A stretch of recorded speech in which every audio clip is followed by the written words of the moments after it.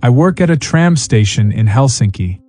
Last Tuesday, an American woman stood at the platform for maybe 3 minutes before she marched over to me. "Excuse me, does anyone actually work here?" I looked up from my newspaper. "Yes, ma'am." She blinked. "Well, aren't you going to help us?" I asked what she needed help with. She gestured at the tram stop. "We've been standing here forever and nobody's even looked at us. Is this normal?"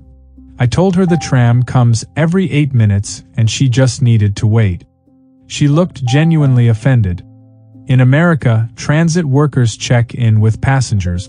They make sure you know what's happening. I pointed to the digital sign showing the next arrival in 4 minutes. She wasn't satisfied. "But how do we know we're in the right place?" I suggested she could have asked me earlier.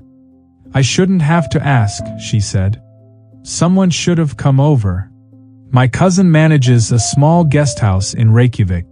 An American couple checked in and immediately asked where the front desk was. He explained there isn't really a desk, just him with a tablet. The husband frowned. "So how do we get help if we need something?" My cousin said to text him or knock on his door if it's urgent. The wife looked uncomfortable. "That seems really informal.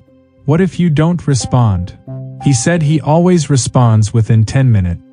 "But that's 10 minutes where we're just waiting with no acknowledgement," she said. "At American hotels, there's always someone at the desk. You're never invisible." My cousin pointed out that guests usually prefer the privacy. She shook her head. "I prefer knowing someone's available." 3 hours later, she texted asking if he got her previous text asking if he was available. He'd replied to the previous text 20 seconds after she sent it. I manage a convenience store in Singapore. An American man walked in, browsed for a few minutes, then approached the counter. "Does anyone here speak English?" I nodded. "I do." He seemed surprised. "Why didn't you say anything when I came in?" I told him I was helping another customer. He waited while I finished, then said, "I'm used to being greeted when I walk into a store." I explained we don't usually do that here. "That's terrible customer service," he said. "How am I supposed to know you even saw me?" I saw him. He picked up a bottle of water and some snacks. "You should at least acknowledge customers," he said. I felt completely invisible in here. I rang up his items. He paid, then stood there looking at me. "Is something else wrong?" He shook his head. "I'm just waiting for you to thank me for my business." I handed him the receipt. He left looking disappointed. "I'm a postal clerk in Bergen, Norway." An American walked into the post office and immediately stopped inside the doorway. He looked around, then approached me at the counter. "Hi, quick question, is this the line?" I pointed to the ticket machine. "You take a number and wait." He stared at the machine. "But there's nobody here. Can't you just help me now?" I explained the system. He grabbed a ticket, then came back to the counter. "This says I'm number 47. Am I supposed to wait for 46 people?" I told him no, the numbers just keep going. "So when's my turn?" I said when his number shows on the screen. He sat down, then came back 2 minutes later. "You haven't called any numbers." I was helping someone who'd been waiting. He tapped the counter. "I've been here for like 5 minutes and you haven't even acknowledged that I'm waiting." His number came up 3 minutes later. He approached looking annoyed. "You know, in America, we at least make eye contact with people who are waiting." I asked how I could help him. "I want to mail this package. But I also want to mention that your customer service is incredibly impersonal." I weighed his package and told him the price. He paid. "You didn't even ask about my day." I work the information desk at Kyoto Station. An American couple stopped in front of my desk and stood there. I was typing something on the computer. They stood there for 30 seconds. Then the wife cleared her throat. I looked up. "Yes." She seemed relieved. "Oh good, you're here. We weren't sure if you were actually working." I asked how I could help. She said they needed directions to a temple. I pulled up a map. The husband interrupted. We've been standing here for a while. You didn't say anything. I apologized for not noticing them sooner. It's not about apologizing, he said. It's about being visible. In America, customer service people acknowledge you immediately. Even if they're busy, they say, "I'll be right with you." I wrote down the directions.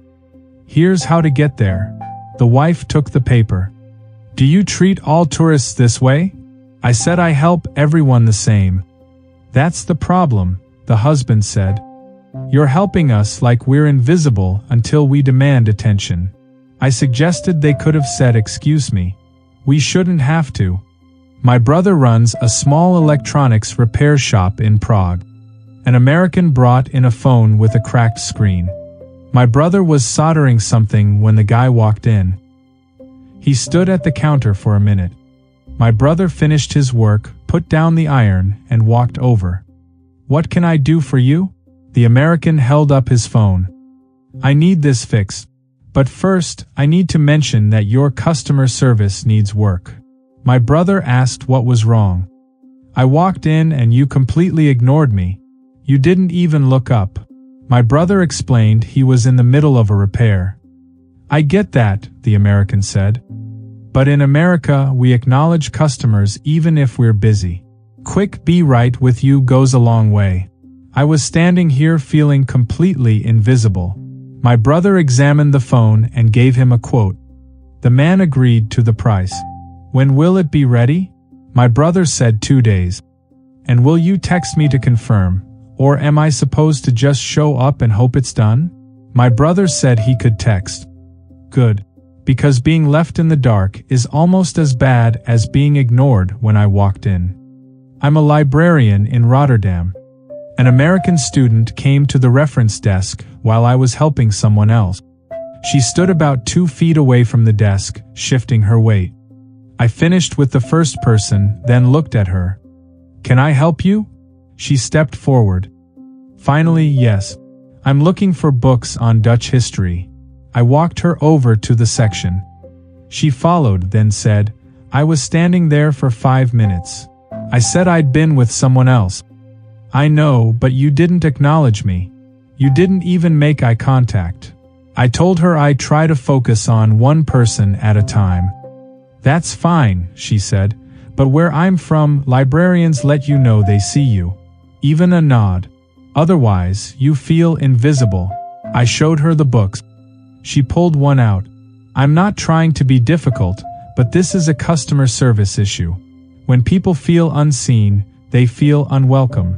I asked if she needed anything else.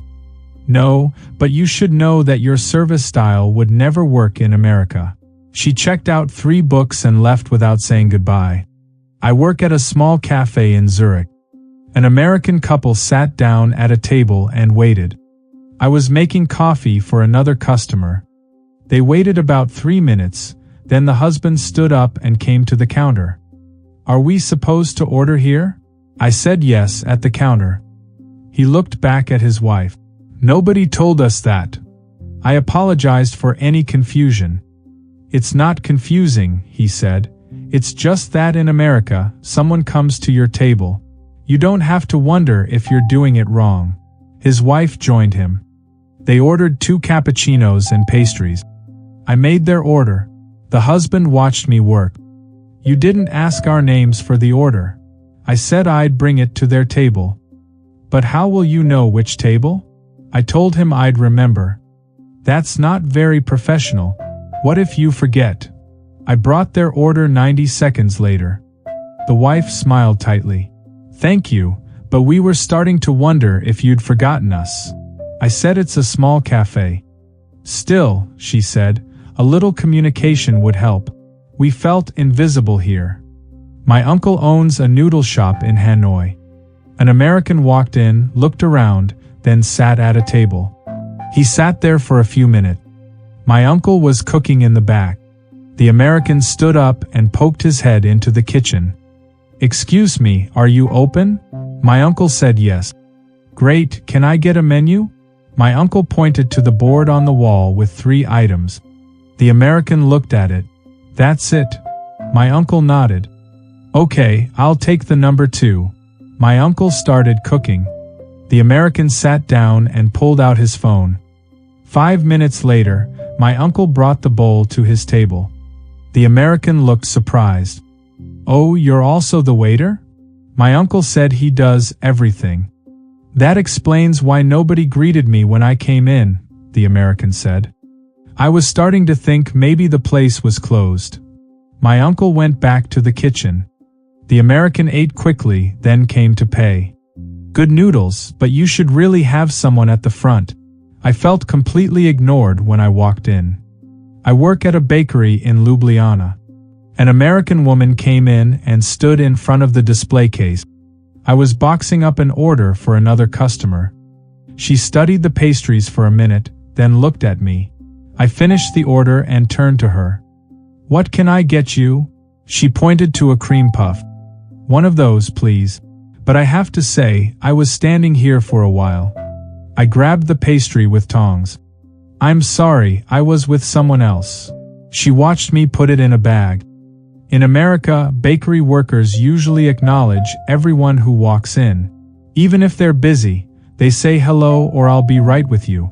I didn't know if you'd even seen me. I rang her up. She paid. I'm not trying to be rude, but feeling invisible isn't a great customer experience. I handed her the bag. She took it. Thank you. But just so you know, you should really greet people when they come in. She left before I could respond. I run a taco stand in Mexico City. An American couple approached and stood in front of the menu board. I was grilling meat. They stood there for maybe 90 seconds. Then the wife said, "Excuse me, are you ready to take our order?" I said yes. She ordered 3 tacos. The husband ordered 4.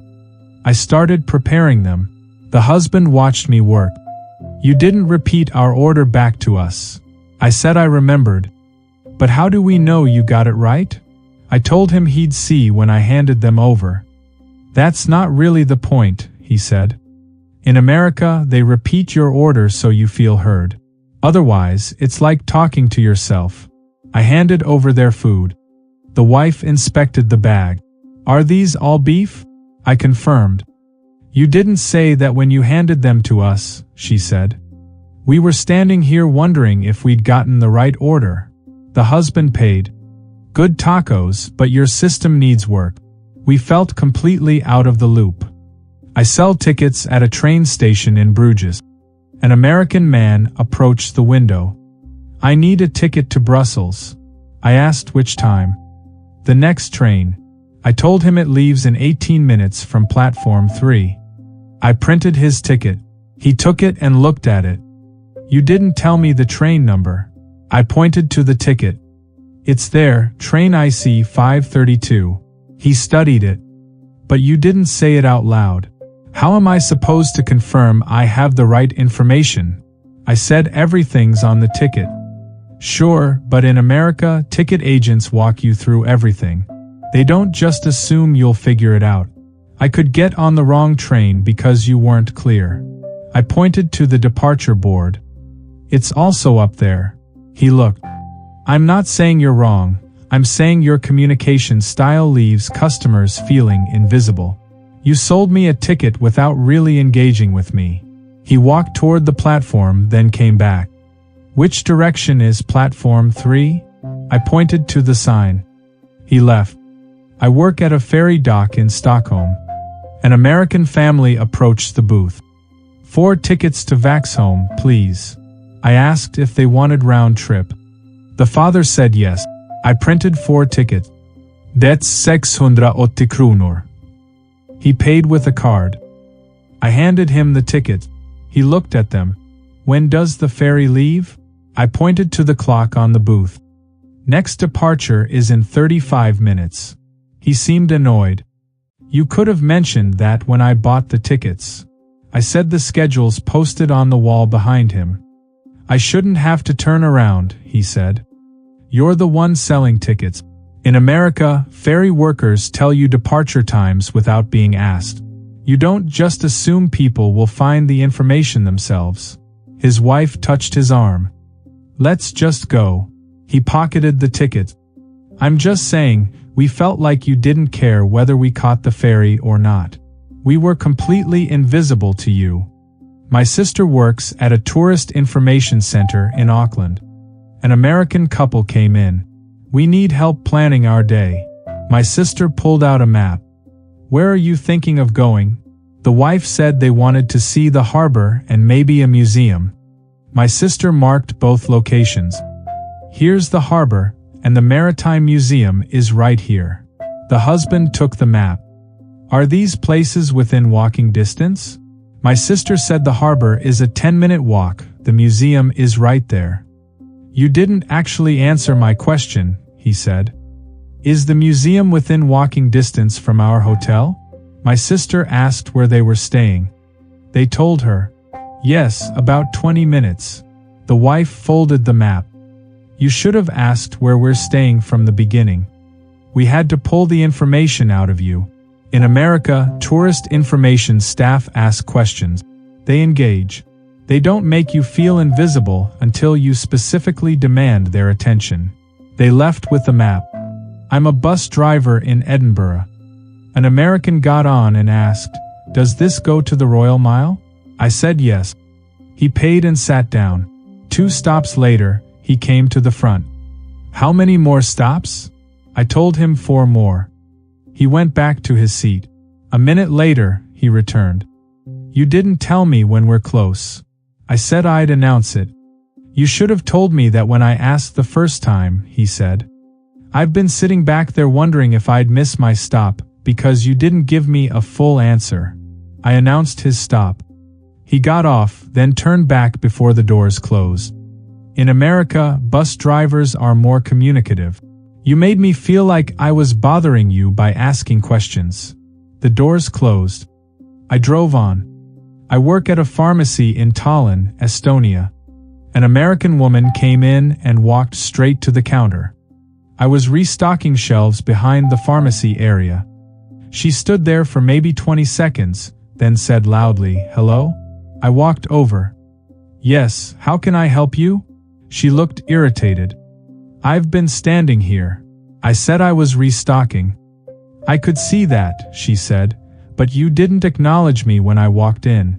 You didn't say, 'I'll be right with you,' or 'give me one moment.' You just kept doing what you were doing." I asked what she needed. "I need allergy medicine, but first I need to address this customer service issue." In America, pharmacists acknowledge customers immediately. Even if they're busy, they let you know they see you. I walked in here and felt completely invisible. I showed her the allergy section. She picked up a box. "Do you recommend this one?" I said it depends on her symptoms. "That's not helpful," she said. "I'm asking for your professional opinion." In America, pharmacists engage with customers. They ask questions. They don't make you drag information out of them. I asked about her symptoms. She described them. I recommended a different medication. "Finally," she said, "that's what I needed from the beginning. But I had to basically beg you to treat me like I exist." She paid and left. My colleague asked what that was about. I said the usual. I manage a co-working space in Copenhagen. An American entrepreneur signed up for a day pass. He came in, I handed him the Wi-Fi password, and pointed to the available desk. He set up his laptop, worked for 3 hours, then came back to the front desk as he was leaving. I just wanted to say, nobody checked on me once. I said we don't usually check on people. That's interesting, he said, because in American co-working spaces, staff circulate. They ask if you need anything. They make sure you're comfortable. I was here for 3 hours and felt completely invisible. I said most people prefer to be left alone to work. He shook his head. There's a difference between being left alone and being forgotten. I could have been struggling with the Wi-Fi or needed directions to the bathroom or wanted to know about the coffee situation. But nobody asked. I pointed to the signs for the bathroom and the coffee station. Those are posted. He grabbed his bag. Sure, But that's not the same as being acknowledged as a person.